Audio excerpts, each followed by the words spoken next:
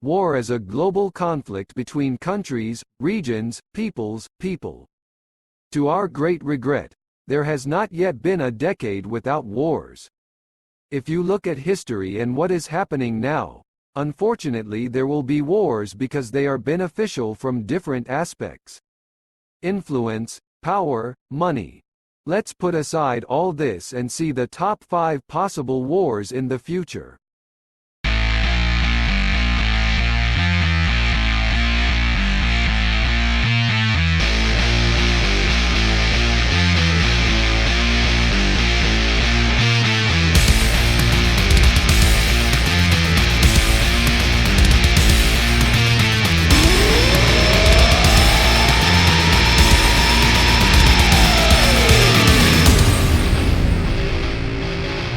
The Indo-Pakistani conflict is an armed conflict between India and Pakistan that has been ongoing since their independence in 1947. The long-standing dispute over the ownership of Kashmir is the main cause of the conflict between the two states.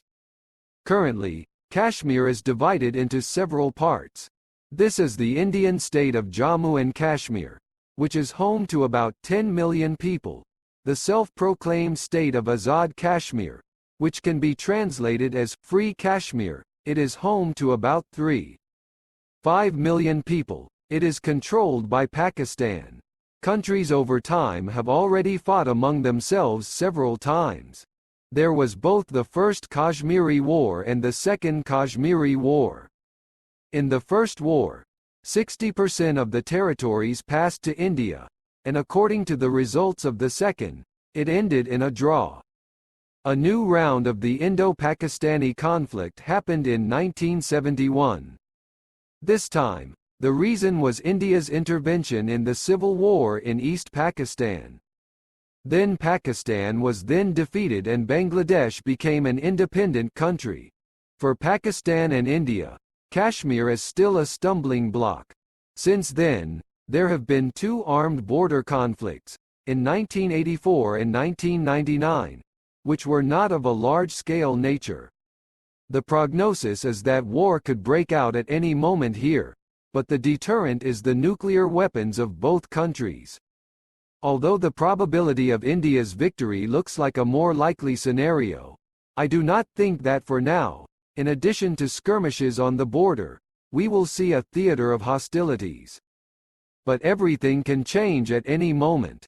India has recently been improving its army every time. The first aircraft carrier has recently appeared.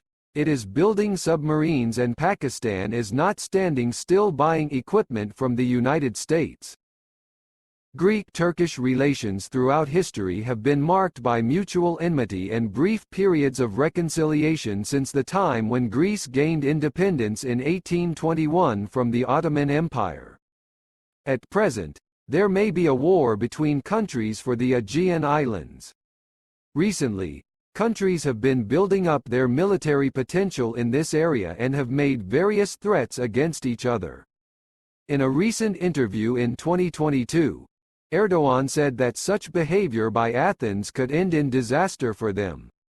In November 2010, WikiLeaks published a report by the U.S. ambassador to Ankara, James Jeffrey, who claims that Turkey plans to provoke a military crisis in order to invade Evros. The United States confirmed preparations for such an attack in 2003, but Turkish General Doğan opposed the plan. According to popular belief, Turkey is concerned that Greece may be trying to expand its zones of influence to such an extent as to turn the Aegean Sea into a de facto Greek lake.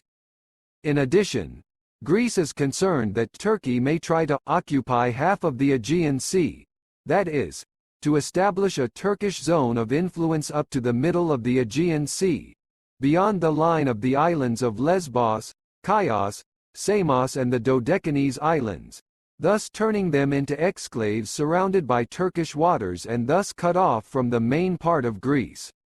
The forecast is that sooner or later there will be tension between countries if you do not decide peacefully to end in a military one. But the war will not be long. The partners in the NATO bloc will have time to calm the distraught partners. The result will be a couple of wrecked ships and aircraft. And the peace talks will begin. Strongly weak economies will not allow them to fight a long and aggressive war.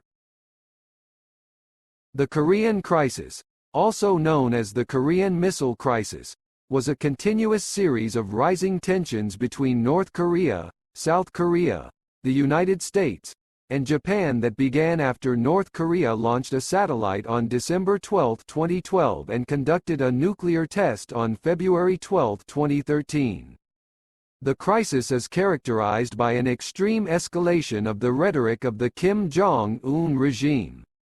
The Korean War was the first local armed conflict between the Western and Socialist blocs in the nuclear era, in which the participation of the superpowers was limited, spread over a limited territory and was not accompanied by the use of weapons of mass destruction.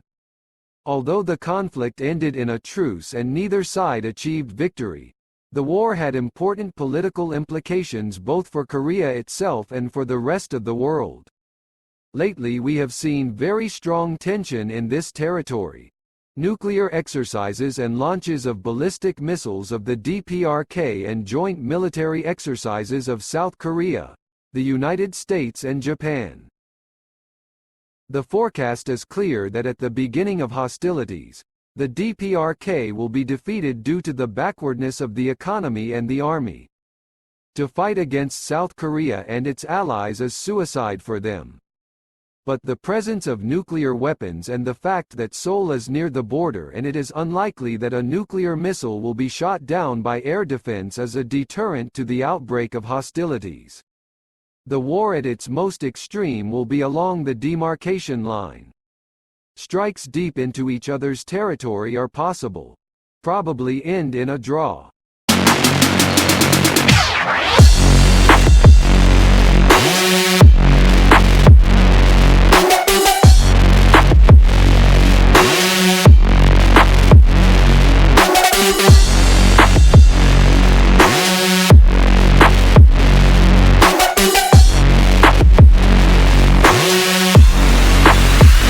After being defeated in a civil war with the Chinese Communists in 1949, the conservative nationalist Kuomintang Party evacuated from mainland China to the island of Taiwan, where it proclaimed itself the legitimate government of the Republic of China.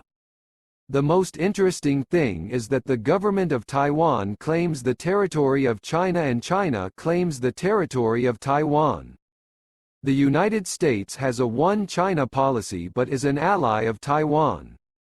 Taiwan, although not a recognized country, is very important for the world.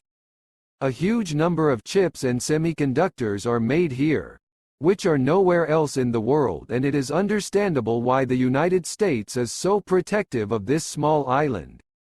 If Taiwan declares independence, then China will declare war. Such a scenario is possible, but let's look at reality. China is stronger than Taiwan in terms of the number of people and weapons. The only problem is logistics.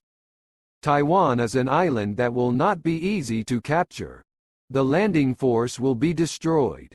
Then, in order to take Taiwan, China will need to conduct long bombardments of the island. It is likely that the factories will be destroyed, which China needs. Plus, there is a possibility that the United States and allies will enter the war, and this will be one of the most terrible battles for humanity. Huge military potentials and a large number of weapons of mass destruction. I predict that China will wait for the United States to weaken or be distracted by another conflict, and try to seize Taiwan both by military means and by trying to stir up political instability on the island. Since the Second World War, NATO and Russia have been in conflict, and they are not declared to be at war with each other. We remember both the Cold War and the arms race, and support for different parties in conflicts on the Korean Peninsula, Vietnam, Syria, and now in Ukraine. In terms of weapons, NATO will somehow surpass Russia. Due to numerical superiority, military and economic potential. But Russia also has the technical capability to fight NATO. A large number of old technology, but technology. A great human resource. Russia is ready to put up with the millions of people killed in the war. And they can assemble an army of 10 million easily. Although more than half of the poorly trained army will be, but the army with people with weapons. And they will be able to push through the front and quickly capture the Baltic countries. There are also a lot of nuclear warfare countries. Russia has new ones, Poseidon and Sarmat, which immediately turn huge territories of the earth into ashes. There is a possibility that the war between NATO and Russia will start because of the support of Ukraine. Russia considers Crimea its own. Many Russians have been living there for 9 years and are simply not going to give back. Therefore, they will do anything for the sake of victory. But in any case, given that Russia and NATO countries have a huge nuclear potential, there will probably be no winner. Yes, NATO has more troops and equipment, but if it is destroyed by the first nuclear strike, will NATO be able to adequately answer? Same question and vice versa. The forecast is that countries will bypass wars to the last. But if suddenly something goes wrong in the conflict with Ukraine, there is a possibility we are waiting for the global apocalypse. And China at this moment will take advantage and attack Taiwan. Our video has come to an end. Don't forget to like and comment. And also subscribe to the channel. Write your forecast about the wars that may soon arise and how they end.